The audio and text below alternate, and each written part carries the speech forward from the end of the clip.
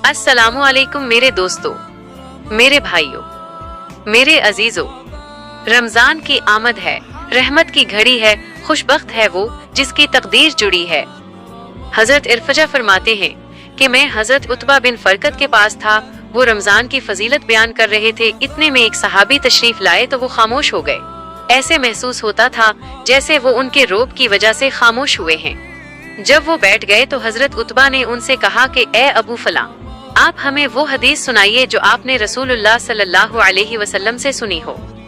उन्होंने कहा कि रसूलुल्लाह सल्लल्लाहु अलैहि वसल्लम ने फरमाया है, रमजान में जन्नत के दरवाजे खोल दिए जाते हैं, जहन्नम के दरवाजे बंद कर दिए जाते हैं, इसमें शयातीन को बांध दिया जाता है और रमजान की हर रात एक ऐलान करने वाला ऐलान करता है, ए खैर को तलाश करने वाले आगे बढ़, और ए बुराई का इरादा रखने वाले रुक जा। या अल्लाह हमें भी नेकी की राह दिखा दे।